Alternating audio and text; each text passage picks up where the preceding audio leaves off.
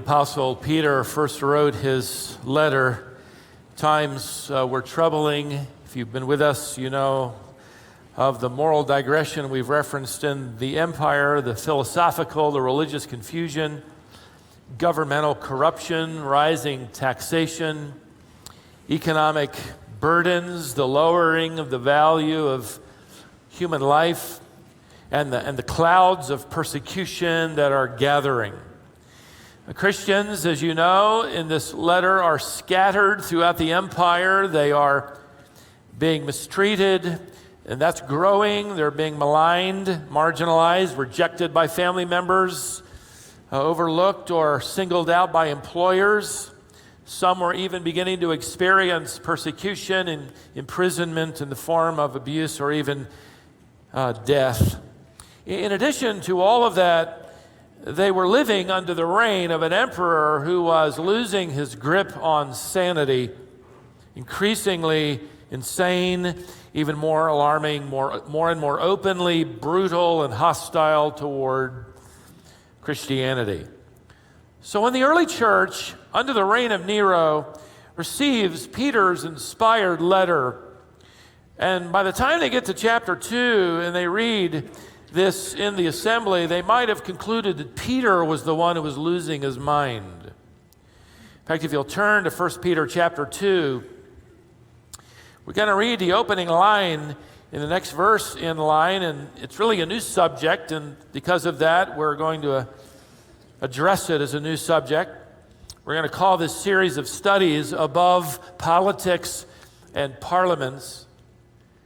And as verse 13 opens, I want you to imagine the assembly being absolutely stunned, shocked by this audacious statement that comes from the Apostle Peter.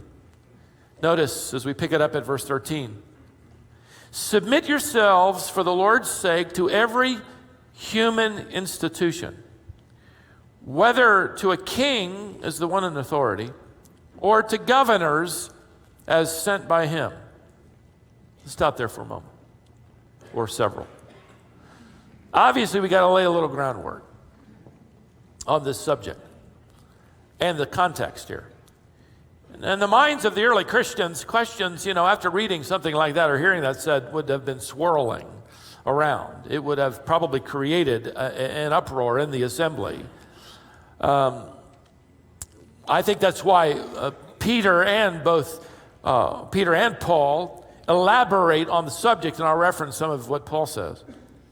The immediate context for verse 13 is the previous verse, of course, and we've studied that, where the believer is told to demonstrate to his culture an excellent behavior, an excellent work ethic, a personal life of integrity, so that those who slander them will not have any leg to stand on.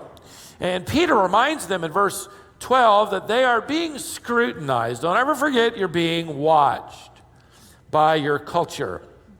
Evidently, the good works that you do are going to spill over into what it means to be a good citizen while living in these kingdoms of men.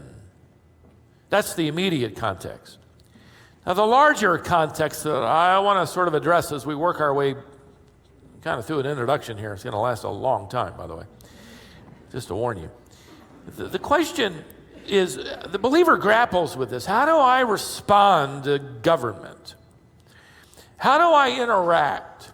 How do I influence government? And let me tell you, if I'm telling you correctly the interpretation of what Peter is delivering to the church, what I say to you could be preached in any other country. And there are times when I wish my brothers in ministry forgot that they were in America, because this isn't an American book.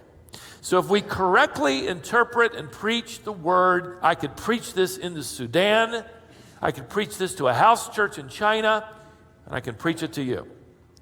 And I keep that in mind, especially as I deal with subjects relative to the Christian's response to the government. Certainly, we have questions that have reached us in the 21st century. How do you interact? And there are a number of options or opinions. Some would say that we ought to effectively abandon politics and government and emphasize the preaching of the gospel to the exclusion of any kind of attempt to influence governmental institutions. Let's just sort of, forget them. I think those same people that would have that isolationist viewpoint, and some of my evangelical brothers do, I find that at the same time we all tend to admire people like William Wilberforce. And I've often thought, what would I do with William if he were in this congregation? What kind of pastor would I be to him? What kind of encouragement would I provide him? Would I think, you're wasting your time? I don't think many evangelical leaders believe he did. As he spent his life in Parliament, he spent his wealth, he literally gave up his health in the political arena trying to attempt an ending of the slave trade throughout Great Britain, and he succeeded right at the point of his own death. He was a political leader. He was driven by his Christian character and conscience. And I think both the Apostle Peter and the Apostle Paul would emphasize and encourage him with the simple point that political leaders are appointed by God. And don't we all rejoice when some political leader out there actually acknowledges God? Aren't we glad when that happens? Like a Daniel of old or a Joseph of old, who happened to follow after God after being elected.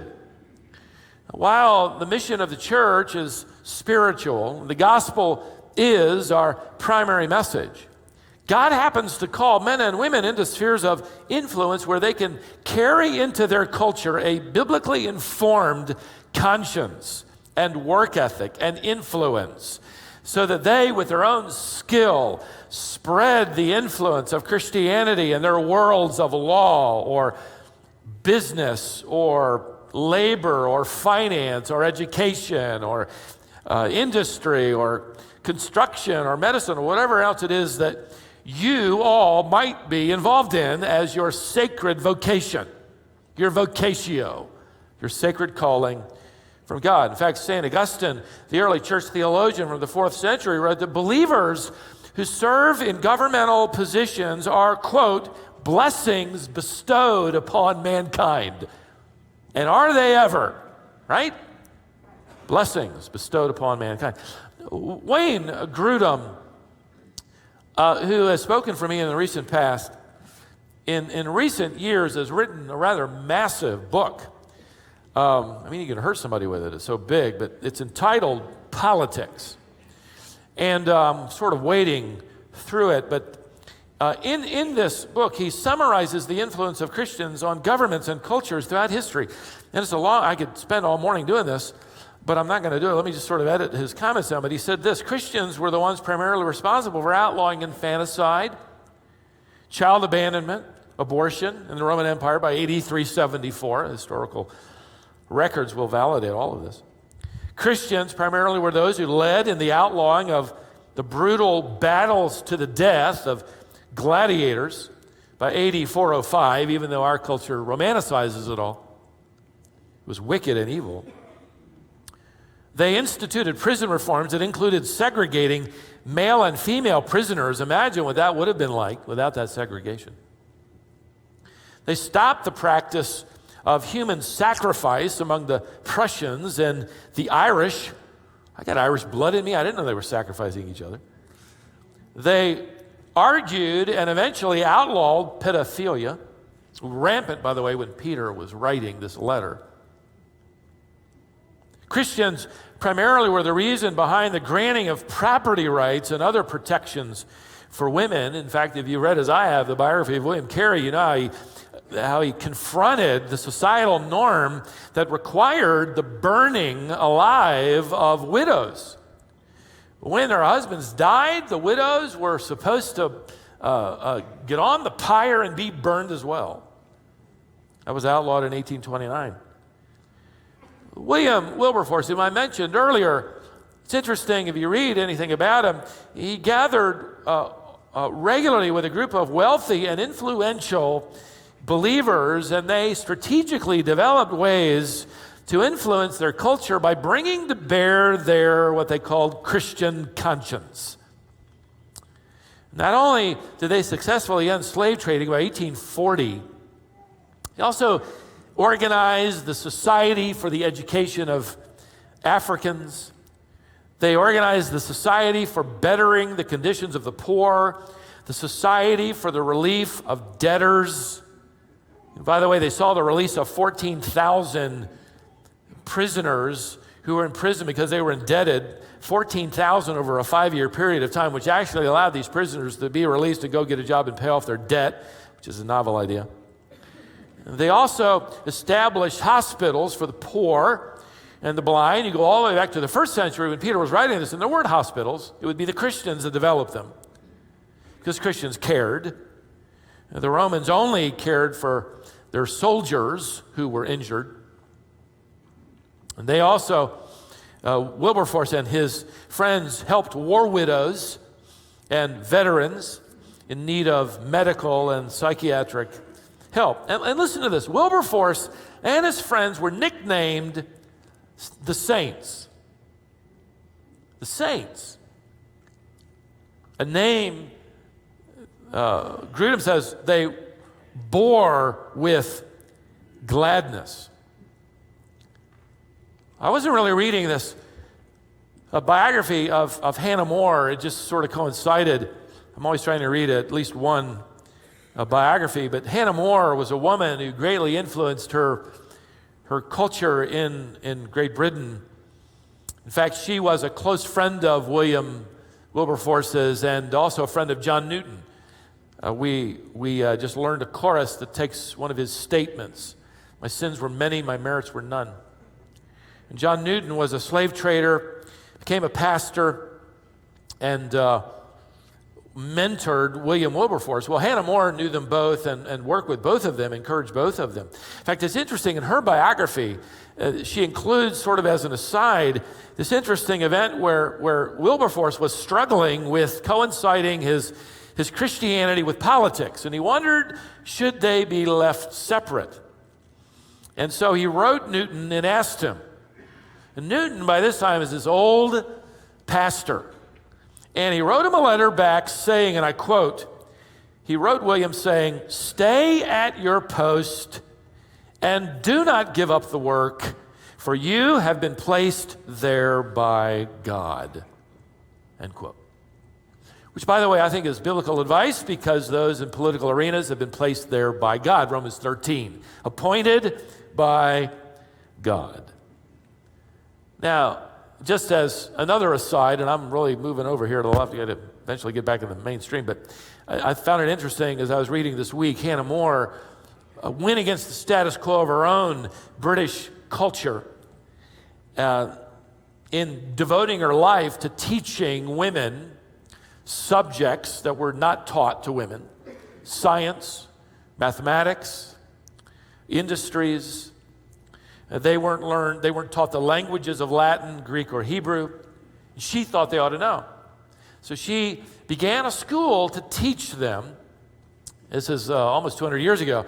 And the prevailing thought was that women shouldn't learn those things. Those were for men. In fact, the same time she started her school, Rousseau sort of communicated the prevailing view.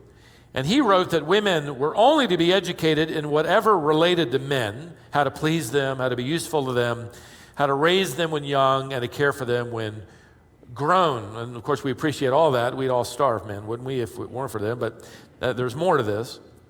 And he wrote this. Rousseau wrote, this was the prevailing view, that women are expected to know just enough to be entertaining for an hour.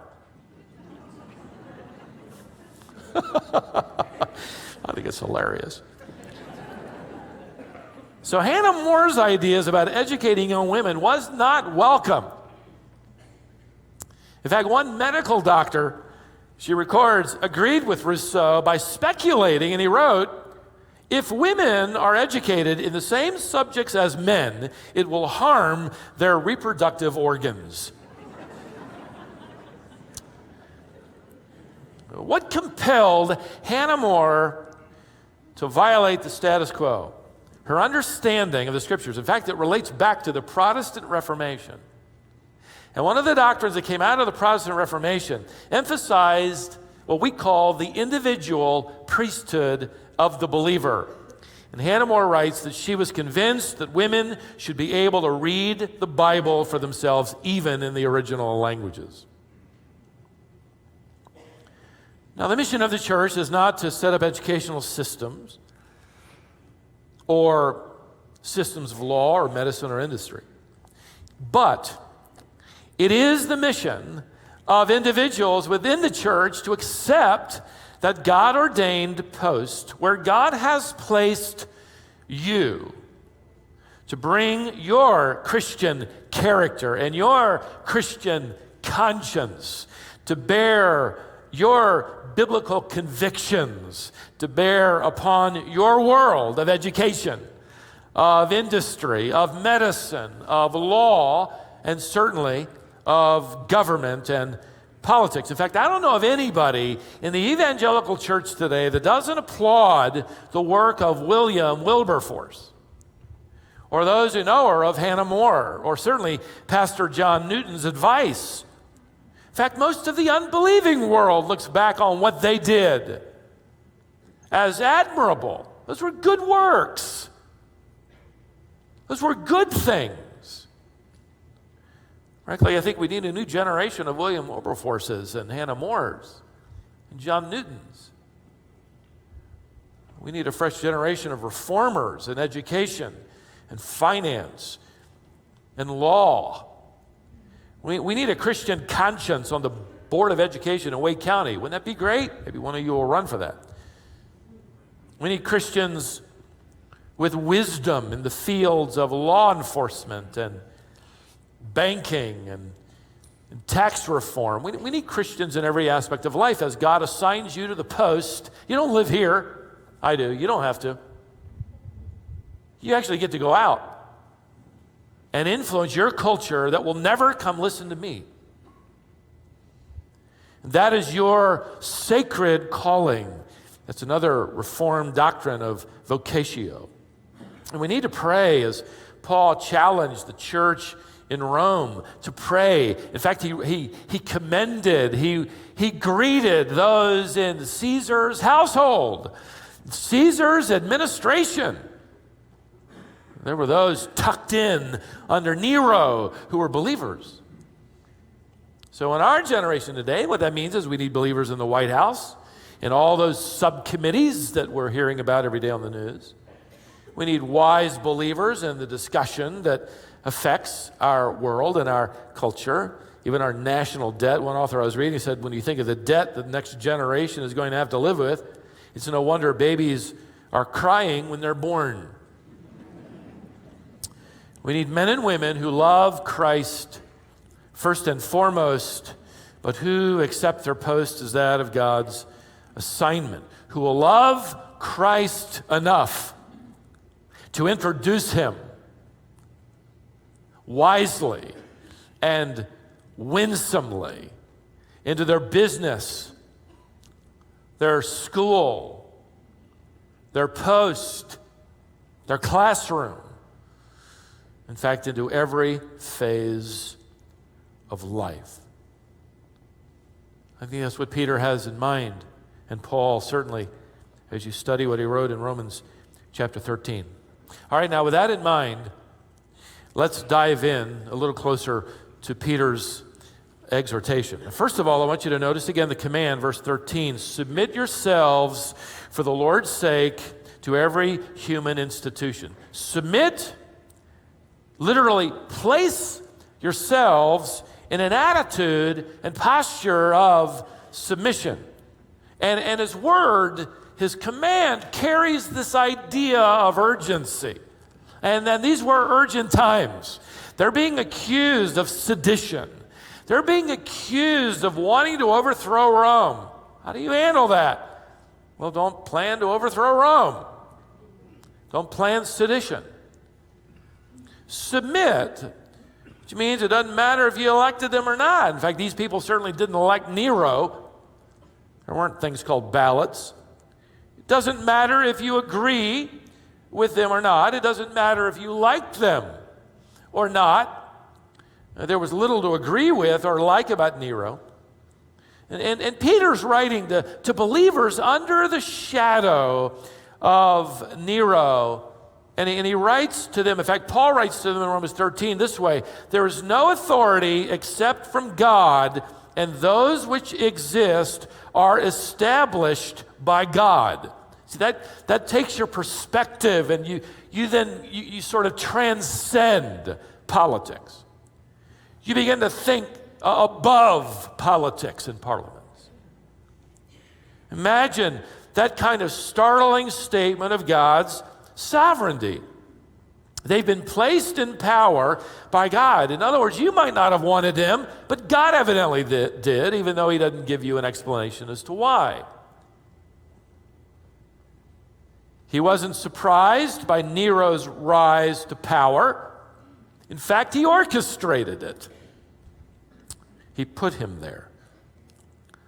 So in plain terms, here's the surprising truth to the believers in Rome and in every other country represented in my audience, especially those in democratic countries like ours. After all the campaigning and all the rhetoric and all the debating and all the praying and all the voting, God's candidate always gets elected.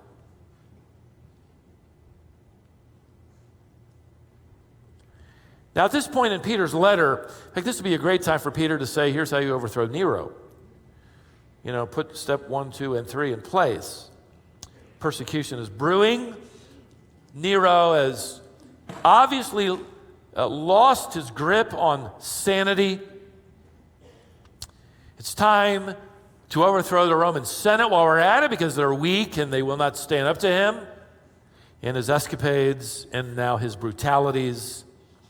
So let's overthrow him. But isn't that the way of the world when you think about it?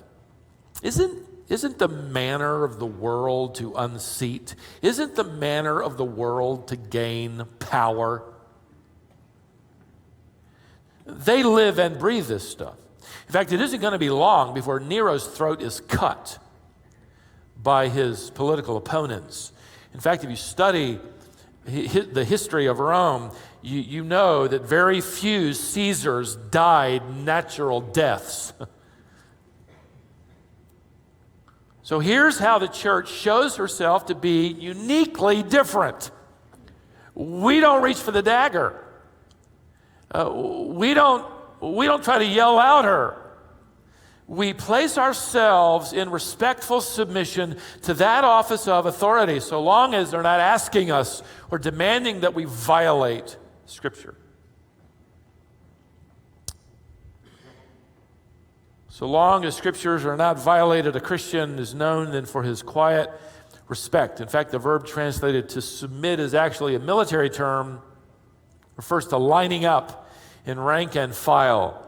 A soldier might not like his orders. He might disagree with his orders. It might cost him his life if he obeys his orders. But he lines up and follows his commanding officer. This is where we then have this, and we must have this higher perspective that sees above and over it all. We know ultimately that God is in control and God's purposes are being fulfilled, even though we may not know what they are. He may not resolve them in a 4-year term, or 8 years, or 80 years, or 800 years. We're called to demonstrate good works by continuing to do our best and literally influence and help our world around us with wisdom and truth and grace. Now, in case you're wondering if there are some loopholes to this idea of submission, Peter basically clamps them all down. Notice verse 13, he kind of starts at the top of the food chain. Whether to a king as the one in authority, that's sort of the top of the heap. That's where he starts, the very top. In an African village, this would be the chief. In a communist country, this would be the chairman. In a democratic country, this would be a president or a prime minister. For the believers in Peter's generation, this would be the emperor. So start there, and if you're not sure that covers everything underneath, he adds, verse 14, not just to the king, but to governors as sent or appointed by him. In other words, any official representing the emperor was also to be submitted to, and this wouldn't have made it any easier, especially during the days of Peter. Keep in mind that just because someone is appointed by God, it doesn't mean they don't need correcting or challenging, or that you cannot deliver a biblical opinion on the subject. I think of John the Baptist, who challenged Herod, a tetrarch or a governor appointed by the emperor. He challenged him because of his sinful, adulterous relationship with his sister-in-law.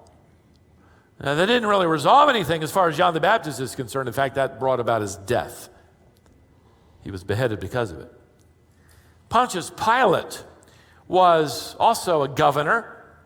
And in fact, it was to Pilate that Jesus delivered this higher perspective that Peter is delivering, and I'm attempting to preach to this day. Pilate said to Jesus this. He said, "Don't you realize that I have the authority to either release you or crucify you?"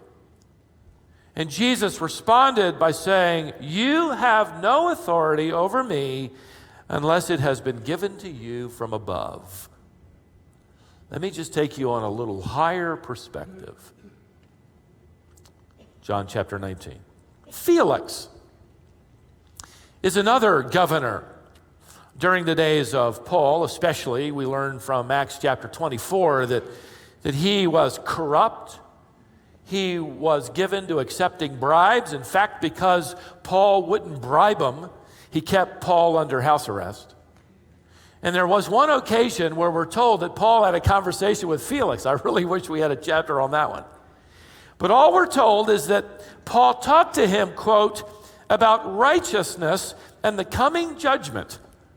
I can only imagine what that conversation was about. What we do know is that the Bible says that after that conversation, Felix, quote, was alarmed and sent Paul away. Acts 24:25. Conviction and warning and the gospel message were delivered in these cases, but the overarching principle was that of respect for the office, and never a whisper in the letters as to how to unseat them or battle them. So the command is clear, although depending on where you're living in the world and when, it might be more distressing and difficult than we could imagine today, because we happen to be living in a country filled with unparalleled freedom and blessing. So for us to submit to authority would mean we're not going to wink at laws we don't like. We're not going to cut corners. We are not going to run down leaders. We're not going to pile on as we refuse to submit to the simplest of parking tickets, to code and safety requirements. I think it's a rather poor reflection that the church is the institution in this country that is the furthest behind in fulfilling those ordinances related to disabilities. You know, we're just not going to worry about that stuff unless somebody comes in here and catches us on it. The American Disabilities Act is refused by the church more than any other institution, or at least not put into practice. This is one illustration. Let me give you another one. Since we're coming up on tax season, and I know it's on your heart and mind and your prayer list and all that. It's interesting to find, and I unfortunately believe that Christians and non-Christians were swept into this one. But co-authors Levitt and Dubner explain how a change in the U.S. tax code exposed incredible deception. In the 1980s, an IRS research officer in Washington had this feeling that taxpayers were adding exemptions that were not really exemptions. I don't know why I had that feeling, but he had that feeling. Sometimes he said it was a genuine mistake. Sometimes the claims were comically, obviously fraudulent, with one example of a dependent whose name was listed as Fluffy. Obviously a pet, not a child. At least one would hope so. So he decided the best way to clean up the mess was to require taxpayers to include the Social Security number of their children. His idea was not accepted and was sort of forgotten, never made itself out of the agency.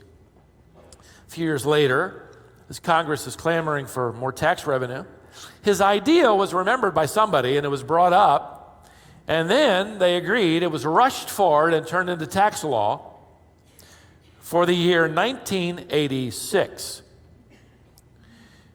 In 1986, the Social Security number of each dependent was required. And when the returns came in, 7 million dependents had suddenly vanished from the tax records, generating 3 billion additional tax dollars. Now, wouldn't you love to think that no Christian was exposed in that? Now, if you're wondering if the role of government is simply to receive taxes, it actually has a God-given, ordained purpose that's easy to overlook. And I want to explore it with the time we have remaining. And by the way, taxes is one of those things, if you're wondering. Paul said, render to tax those to whom it is due. So no need to argue or debate that one. In fact, you remember, if I can still push pause here, Jesus was one time asked if he was going to pay his taxes. If you're old enough in the faith and you read the text, you remember how he said yes, and then he said to Peter, go fishing, and the first fish you catch, open its mouth, it'll have a coin in it that'll cover your taxes and mine. And Peter did, and that's how Jesus paid his taxes. To me, that's the best way to pay your taxes. Go fishing on April 14th. But is that all the government is supposed to do? I mean, they're good at it. Collect and spend our taxes.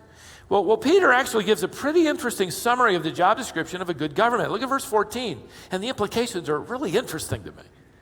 Or the governors as sent by him the king, now notice, for the punishment of evildoers and the praise of those who do what's right.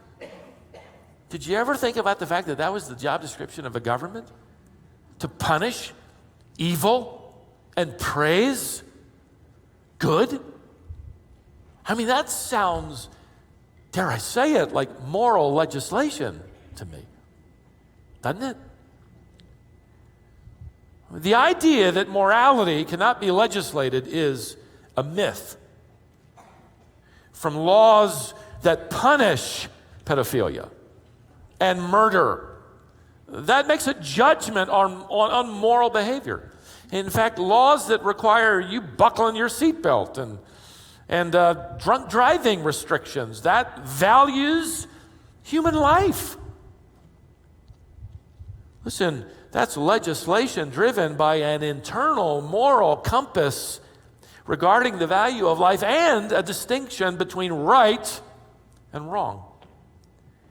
Which, by the way, then emphasizes the opportunity of the Christian to enter your world of influence and bring to it your clear moral compass that you are not suppressing and delivering to your world. No, that's wrong. That's right. To punish, that's one of them. That's the word there. The word punish is a signature intention of God's design for government. In fact, he uses a word for punish that effectively shatters the ideology that God is only interested in reforming the criminal and protecting society. Certainly those are valuable. But the word Peter uses actually includes retribution, penalty, punishment. In fact, the definition of the word in the Greek language is the inflicting of just and appropriate punishment for crimes that have harmed another. So the government is actually commissioned by God to hand out penalties to punish those who violate just law. And a good government only punishes those who violate just law. But that isn't all. Notice they're also given the responsibility to praise people who do what's right. Imagine praising those.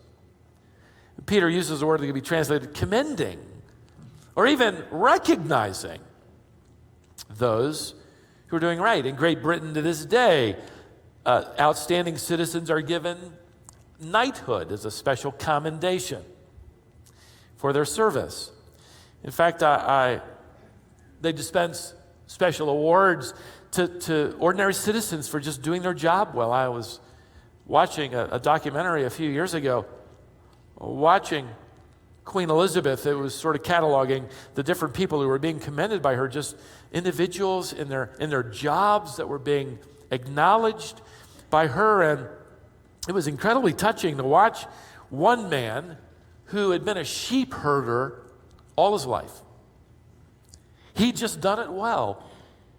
He had weathered all the hazards of this difficult occupation, and it kind of documented his tearful anticipation, and then the moment when he bowed to his queen and received from her an award for breeding sheep well. I didn't put it together until I read this text that's actually commended by God as part of the job description of a good government. In the United States, we give achievement awards, honorary doctorates. The community at large awards the prestigious Nobel Prizes for those who excel in their fields. Let me say it this way. Has it ever occurred to you? It really struck me as I studied this text that in the mind of God, the government is responsible not only for the security and protection of its citizens, but in fostering their moral well-being, punishing evil, rewarding good. And all of you who are in a position of authority, the government is responsible, and you're part of that, or maybe you're an authority in the educational system or some science. Maybe you're a judge. Maybe you're a state senator. Maybe you're an attorney. Maybe you own your own business. We have all of the above I just rattled off as I'm thinking through faces of individuals in our congregation. You are fulfilling God's unique and sacred role for you in that function and in that field. And guess what? A nation who is filled with people like you happen to be blessed.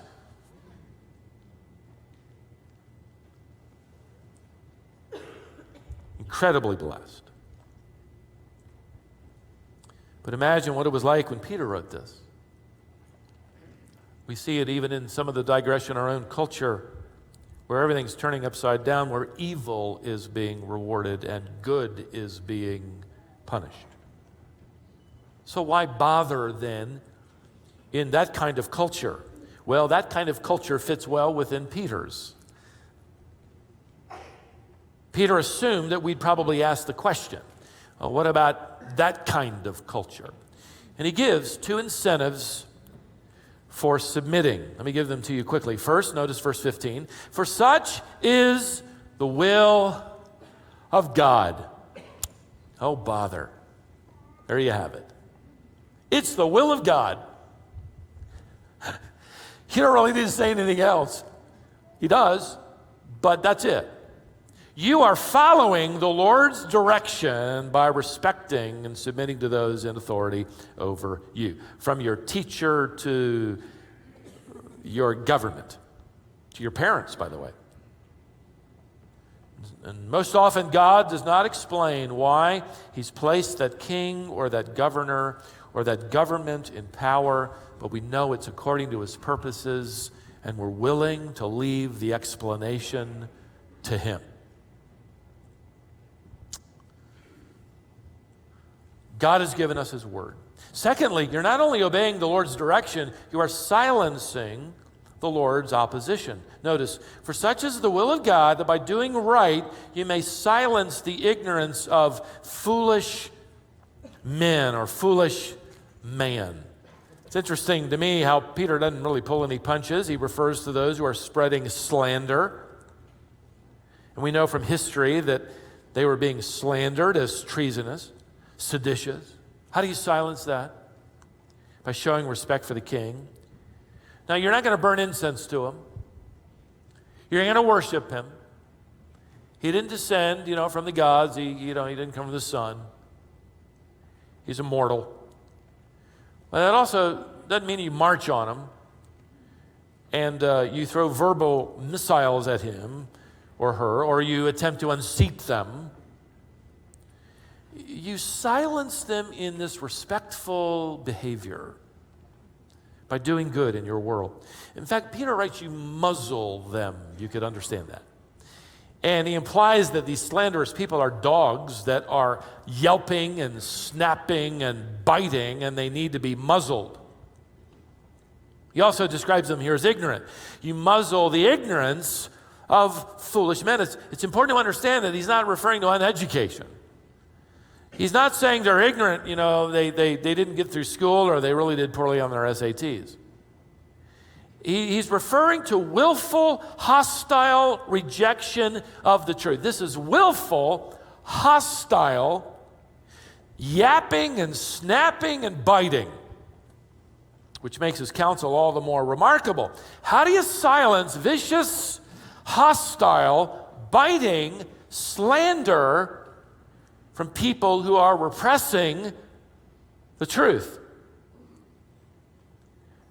Well, I can tell you it isn't by barking louder or biting harder or yelping back. And you understand, Peter then is suggesting that these people are ignorant because they are suppressing what they know to be the truth, and they know the rumbling of that suppression in their gut only makes them want to yelp and snap and bite even more. And they would love to bring the Christian down to that level. Peter is telling us here that if there's going to be any silencing, it'll not be because the church is stronger or bigger or louder, but that we meet their vicious attacks not by self-defense and a demand for vindication and appreciation and approval, but we meet it with well-doing. We have this excellent behavior and good deeds and respectful attitudes toward the office of authority. Why? Because we see over it. We see beyond it. This is true for any believer in any culture today. You must see above it. There is a sovereign Lord, and everything happening on the planet is according to his appointment and his purpose. Well, we're running late, but I gotta end with this. You pack your things. We're going to leave as soon as I'm done. But I'm not going to give the name of this Chinese county because these messages tend to get around. But according to Open Doors Ministry, there is an experiment taking place that will never be in the media accounts. And China wouldn't necessarily admit to it. But government officials in one particular province were really struggling with sky-high rates of crime and drug addiction and sickness, and violence.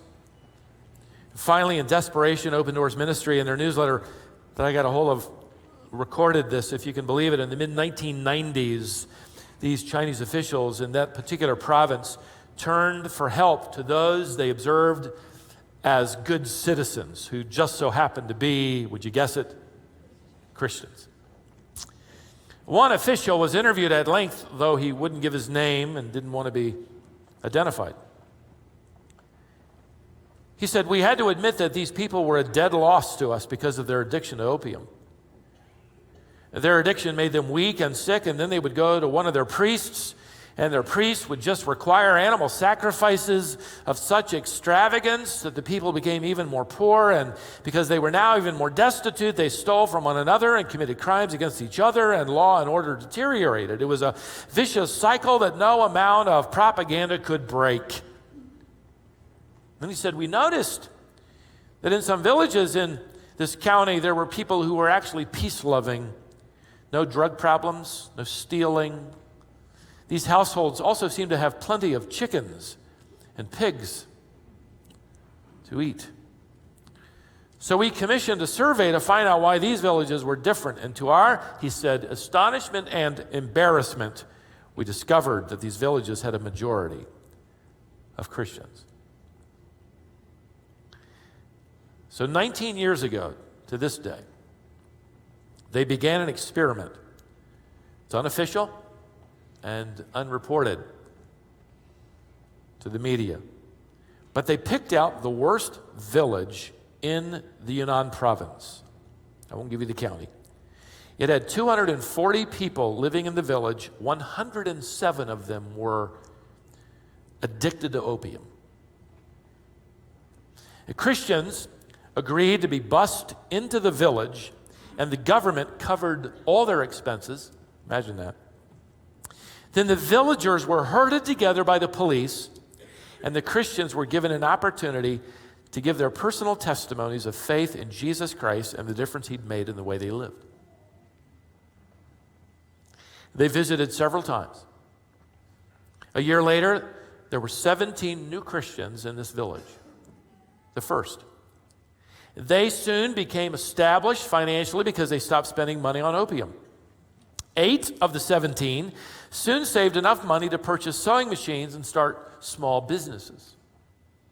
By early 2002, 83 of the villagers had become Christians, and their village was changing as a result. In fact, this government official said, and I quote, "We have begun extending this strategy to many other villages."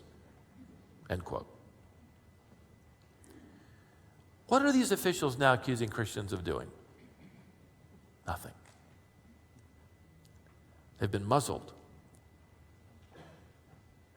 because the gospel is intriguing and peaceful, law-abiding lives have been distinguished. The gospel has replaced opium with chickens. It has replaced law-breaking citizens with law-abiding citizens, and with one change, perhaps a family is changed, which then leads to a village being changed, which then leads to a county being changed. And who knows what God is doing right now? Maybe a country changed. So where do you start? Doesn't sound all that dramatic. In fact, it doesn't sound like it's really going to work. We start with ourselves and our own attitudes and our own work ethics and our own excellent behavior.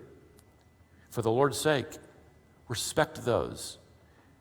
In fact, work with them. This is the will of God. And by doing what's right, you may silence the ignorance of foolish men.